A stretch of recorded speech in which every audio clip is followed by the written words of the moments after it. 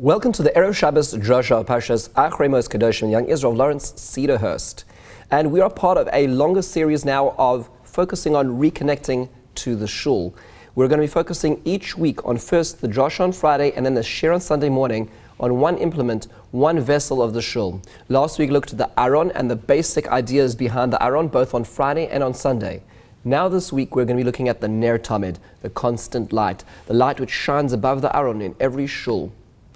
Let's just appreciate this. Before we do that, let's start with some of the mazel tovs. A special mazel tov this week to Ricky and Dr. David Adler upon the birth of a granddaughter, Teresi and Johnny, in Eretz Israel. Sophia Leah should bring you tremendous nachas, and God willing, as she grows up to fill the enormous shoes of her namesake, Be'ezras Hashem, she should continue to bring you nachas and all of the rest of Israel. God willing, you should have a chance to see her soon. A mazel tov to Shuli and Ronnie Baruch on the birth of a grandson, to their children here in America, Eliana and David Redlich. God willing, you should have the schus that to bring him into B'virsa Shel Avram Avinu Be'itov Izmana and to be able to see him soon in person. A mazel tov to Tammy and Ambassador David Freeman on the birth of a grandson named this last Monday to Jana and Daniel Freeman. Little Shmuel Moshe should bring you tremendous nachas and light to this world. A special mazel tov to Alan and Gila Goldberg, who are celebrated just Erev Shabbos last week, the birth of Meital Daphna, their first child. God willing, she should bring everybody nachas. She should grab the Torah, uluchupa, ulemaasim tovim. We look forward to welcoming her to shul at the good and healthy time soon. And a mazel tov from afar to Livia and Mark Rottenberg on the birth of a great-granddaughter, born to their grandchildren, Odem and Rafi Weinstein. Be'ezrat Hashem, she should grow up the Torah, ulechupa, ulemaasim tovim. Let's talk about the Ner Tamid. The Ner Tamid, its history, its halacha, the fascinating background to it, that we'll do on Sunday morning. That's at 8 a.m. at Tamli Torah. That's the second part, the background to it. Today we're going to be focusing on, as we enter this Shabbos, simply translating the word Tamid. What does the word Tamid mean? It's fascinating that in the Beis HaMikdash there were a number of implements which required Tamid. One was the menorah. There was a lahalois Ner Tamid. There's going to be a constant flame, which is the precursor to the flame that we have in our shuls. But there was another implement which also used Tamid, and that is the shulchan. The shulchan was the showbread table, which had these frames above it, which held two stacks of 6 loaves each, called the lechem hapanim. Above it, 6 loaves in total. And that was also described to be lefonai, in front of me, Tamid. How do we achieve that Tamid? Well, there's a debate in the Mishnah.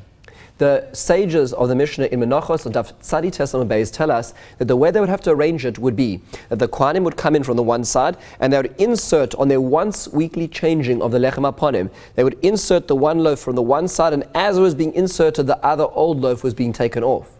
So that for every moment, there was, at every moment, every inch of the shulchan was covered by the Lechem HaPanim. There was not a moment that there was a gap in time or space of the bread on the table. Rabbi Yossi disagrees. Rabbi Yossi says, you know what? Even if the one group of Kohanim would take it off and then the next group of Kohanim would put it on, that would be fine. That still does not damage the notion of Tamid. And in fact, the Gemara goes on to expand Rabbi Yossi's opinion. Rabbi Yossi says that it's not simply that you can have one taking it off and one putting it on. You can even have it that one group takes it off in the morning and one group takes it off in the afternoon. That's fine too. That still is Tamid. And in fact, the Gemara goes on to expand this notion into a debate when it comes to learning Torah. The pasuk in Yoshua tells us in the first parak, "V'agisa b'yom v'lala," that you need to study it day and night. There's an expectancy of some sort of level of Tamid, and nonetheless, there's a discussion. Does that mean to say there is a responsibility at every moment, or does it mean to say that at the very least, the day and the night should be framed by it? The same debate ensues. What I find fascinating about this debate is perhaps it might be in the very translation of the word into English, which is at the core of the debate. Whereas the Chachamim, the sages of the Mishnah, the Tanna Kama, the prior opinion in the Mishnah, feels that the word Tamid means constant. In other words, for it to be considered Tamid, it needs to be that there is always bread on the table at all times. Whereas according to Lawrence-Cedarhurst, The notion Tamid perhaps could be translated as consistent. There's frameworks of consistency. And if there's a gap here and there, that doesn't deter or doesn't detract from the consistency. What is fascinating about this is that perhaps what Rabbi Yossi is arguing is that consistency is what is at stake when it talks about the bread, the showbread of Lefonai Tamid. Perhaps similarly when it comes to the Ner Tamid as well.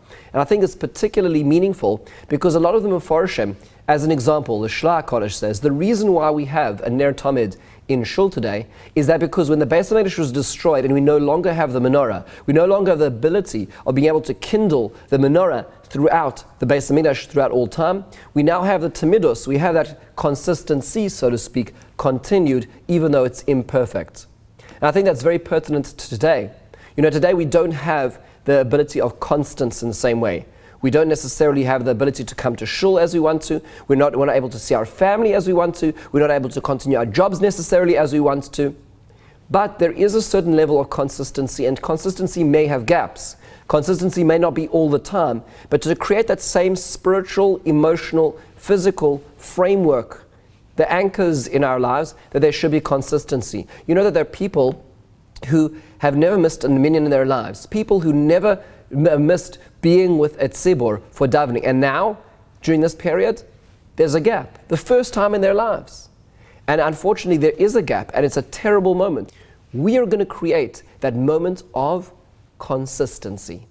Even if it's at our homes, even if it's disjoint, even if it's not all together, we're going to create consistency, because consistency is what the Ner Tamid reminds us. In the imperfect level of galus, of exile, we still light the Ner Tamid. We still light that candle to remind us of that consistency. And I think in our micro-exiles, as we are exiled, so to speak, in our very homes, we hope for that macro redemption for all of us personally and nationally. They tell the story, Rav Nosson Kamenetsky tells the story of his father, Rav Yaakov Kamenetsky, Zecher Tzadik Livrocha. He was a Rov in Europe, in fact in a small town in Lithuania called Tsitavian. And it was interesting, from 1926 to 1937, before he came to America, that's where he served as a Rav. And Rav Nosson, the son of Rav Yaakov, found that when he was doing research into history, he found that a disproportionate number of Jews survived the Shoah from that small village in Lithuania. And he wondered why it was. He did a little bit of research. He, in fact, spoke to the modern-day mayor of that town in Lithuania. And the mayor told him the secret. He said, you know, at the time that your father was here as the Rav, as he was the spiritual leader of the city, it was interesting, there was a postmaster, and the postmaster had a particular trick. And he felt that if there was a new leader who came to town, what he would do is he'd always send back a extra change. If there was a purchase which was made, he would send back extra money and see if there was a response. And that was the way he judged the honesty of the Rabbanim or the leaders in town.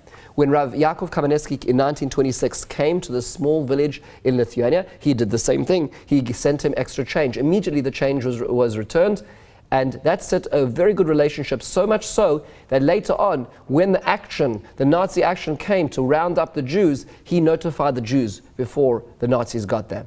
Why? Because he had that relationship with the town. It's funny, when Rav Nosson asked his father, do you remember anything, like tell me a little bit about that village in Lithuania. He said, I don't remember so much, but I do remember the postmaster just didn't know how to count. But I think there's something special about that.